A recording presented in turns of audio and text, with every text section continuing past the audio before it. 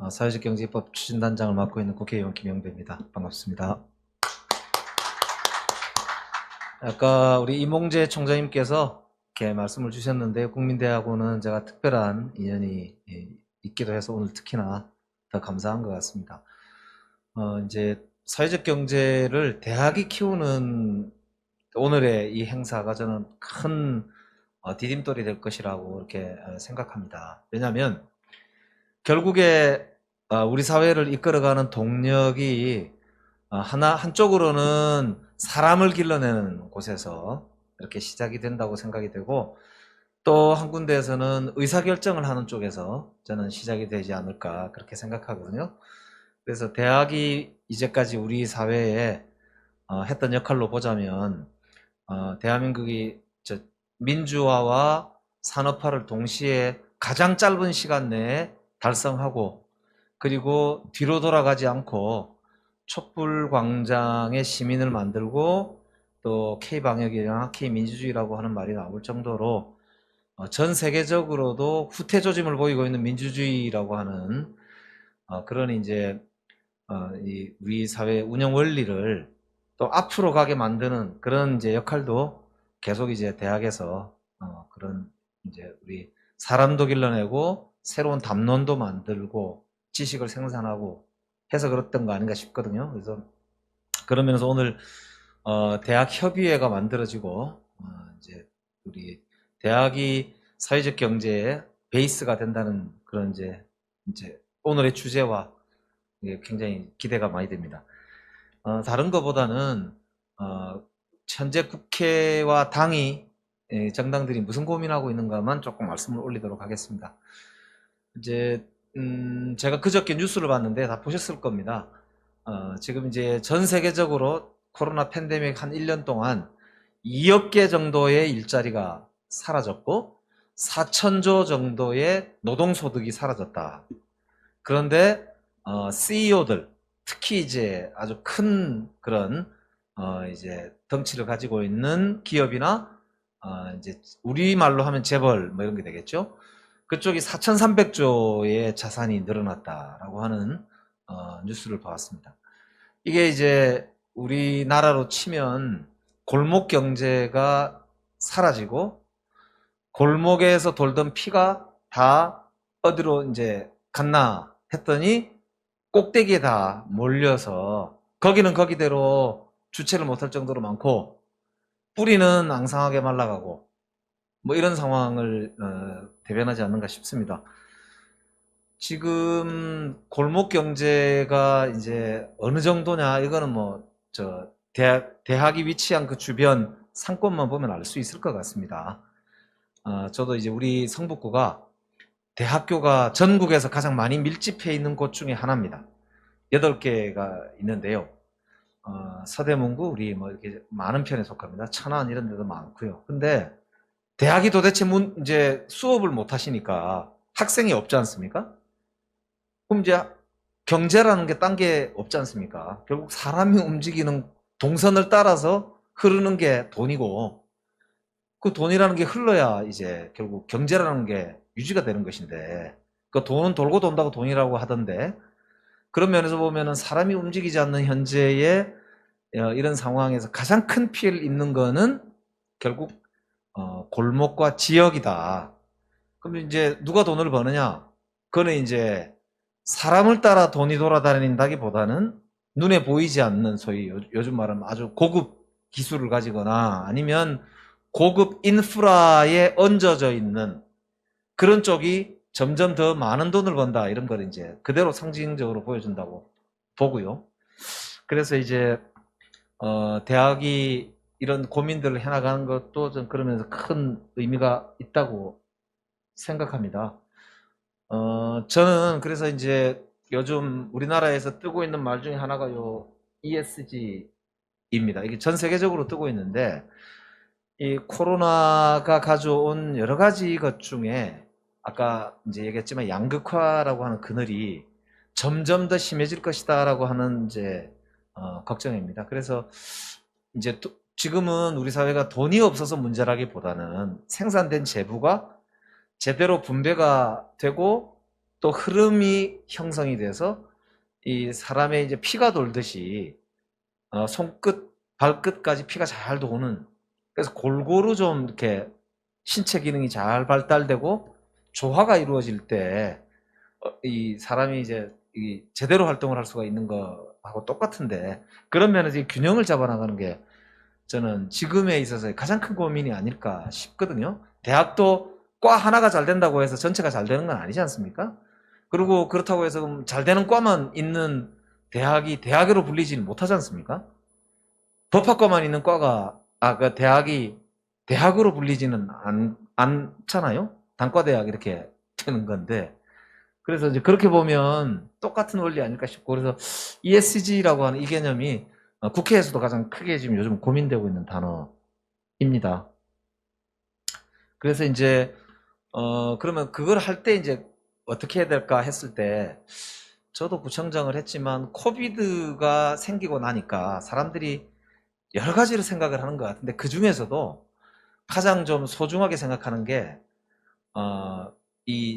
내가 누구를 선택해서 만날까, 누구를 만나면 좀 더 안전할까, 이렇게 생각을 하다가 요즘은 자기 가장 가까이 있거나 가장 이제 가까웠던 사람들이 요 관계가 얼마나 소중한가를 새삼 깨닫는 것 같아요. 그리고 보면은 우리가 이제 맺고 있는 가장 1차적인 나의 관계, 그게 내가 살아가는 동네 바로 옆에 있는 사람들 아닙니까? 그래서 이제 나는 나만 성실하고 내가 재주만 있고 내가 열심히만 하면은 먹고 살고, 그래서 내가 내 몸을 잘 다듬고 내가 내 기술을 잘 다듬으면 살아가는데 아무런 문제가 없는 세상, 이게 좋은 세상이다 이렇게 생각했는데, 이제 보니까 그게 아니고 내가 살아가는 동네 이렇게, 그러니까 나만 잘한다고 안 되고 내 옆에 있는 사람이, 혹은 나와 함께 옆에 있는 사람이 괜찮지 않으면 내가 멀쩡하지 않다는 점을 이렇게 어느 순간 깨닫게 된 것 같아요. 그러면서 진짜로 좋은 세상이나 사회는 이렇게 공공성이라는 게 진짜 중요하구나. 좋은 정부를 가지고 있고 좋은 지역사회를 가지고 있고 좋은 공동체를 가졌다는 게 정말로 우리에게 중요하다. 이런 깨달음을 저는 주고 있다고 생각합니다. 그래서 이제 뭐 여러 가지 논리들이 있지만은,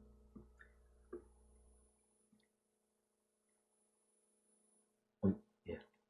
제가 이제 그걸 잘 보여줄 수 있는, 우리가 이 지역에서 경험을 하나 좀 같이 보여드리도록. 일상에서 가장 많이 사용하는 A4 용지, 이 한 장의 무게 어느 정도나 될까요? 5g인 작은 초콜릿 한 조각, 배드민턴 셔틀콕 하나, 혹은 탁구공 무게의 무게, 또 플라스틱 볼펜 한 자루의 무게와 같다고 하더군요. 그러나 이 5g에 불과한 작은 종이는 날카로운 단면을 갖고 있죠. 자칫하면 손가락을 베일 수도 있습니다. 더 나아가서 사람의 마음을 베이게 할 수도 있죠. 자, 을의 모든 종업원은 갑의 직원에 대하여 친절하게 대하여야. 정부 공공기관 용역계약서에 적혀있는 내용입니다. 갑의 횡포를 보장하는 지시어로 가득한 이 작은 종이 한 장은 바라보는 사람들의 마음에 깊은 생채기를 냅니다. 정부기관조차 감싸주지 않는 을의 처지를 상징적으로 보여주는 사례이기도 하죠.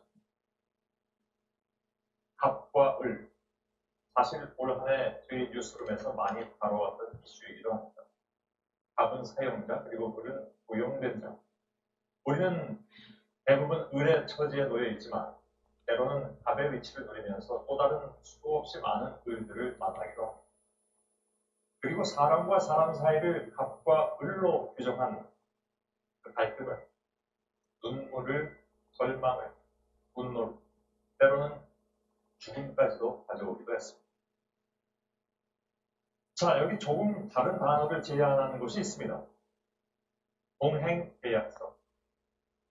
서울 성북구 아파트 주민들이 정기연들과 계약을 맺으면서 갑을 계약서가 아닌 동행계약서를 사용한 겁니다. 서로가 필요에 의해서 맺는 계약이라는 뜻과 동시에 동행, 함께 행복하자, 이런 의미를 담고 있다고 하죠. 성북구는 아예 이걸 제도화하기로 했다고 합니다. 사실 계약서 명칭 하나 바꾸는 것이 뭐의 대수인가? 무슨 세상을 크게 바꿀 만한 일인가 싶기도 하지만 이름과 틀을 바꿈으로 해서 마음가짐도 좀 달리할 수 있겠죠. 그들이 함께 서면한 종이 한 장은 그저 단순한 종이 한 장이 아닌 두툼한 공존의 무게가 될 수도 있습니다. 자, 오늘의 키워드 5g. 또 어떤 것이 있나 살펴보니까 작은 상처 치유 연고 하나의 용량도 대략 5g이거든요. 5g. 작은 종이 한 장으로도 세상은 이렇게 울고 웃습니다. 오늘의 앵커 브리핑이었습니다. 이게 2015년도에 제가 구청장 할 때 있었던 일인데요. 저게 이제 그 당시에 그 경비 노동자들이 막 분신하고 강남에서 해고되면서 사회적으로 큰 파장이 일어났을 때 우리 성북구 주민들이 저걸 한 건데, 저거 시작은 뭐냐면은 1년에 14억 나오던 그 석관동 두산 아파트에 있는 그 한 2,000세대 조금 안 되는데요. 거기 전기료를 10억으로 낮췄습니다. 절전 운동을 저하고 이제 같이 해가지고, 그래서 여러 가지 인프라도 받고 노력도 하고 해가지고 4억 정도가 줄었잖아요. 그래서 그때 이제 경비원 아저씨들의 고용 보장을 해주고, 본인들이 나가겠다고 하지 않는 이상은 특별한 사유가 없으면 해고하지 않는 것으로 해서 그 동행 계약서를 맺고, 저게 했더니 이제 옆에 있는 아파트들에서 하나 바꿔도 하면서 이제 동행까지 나오고, 그 동행뿐만 아니고 여러 가지 재미있는 이야기들이 많이 있었습니다. 함께 살아간다는 깨달음, 그것이 행복한 삶이라는 것, 경제도 결국 그 삶을 뒷받침하는 것이라는 것, 내가 내 돈을 쓰면서도 행복할 수 있다는 것, 내 돈을 아끼는 것만이 내 인생의 목표가 아니라는 것, 이런 거를 이제 이 과정을 통해서 저는 보면서 참 희한하다고 생각했던 게, 야, 저 입주자 대표자 회의 사람은 왜 자기 돈을 쓰면서 저렇게 즐거워하고 자랑스러워할까? 물론 어려움이 있지만, 그래서 저는 이제 결국 우리가 원리적으로 볼 때 옛날에 그 거대한 전환을 썼던 누구죠? 칼폴라니 책에 보면 리시프로커시라고 하는 게 인간의 본성에도 있다. 그리고 도덕감정론에 나온다는 이제 이 그 다른 책에서 썼던 보이지 않는 손과 컨셔스니스인가요? 예, 양심이라고 하는, 둘 다 아담 스미스는 왜 있는지는 모르겠다고 했다는데, 제가 뭐 경제학과는 아니어서 정확히 모르겠습니다만 인간의 본성을 어떻게 볼 거냐. 그러니까 저는 저걸 하면서 사람이 어떤 환경에서 살아가고 누구와 함께 뭘 하느냐에 따라 바뀐다는 거.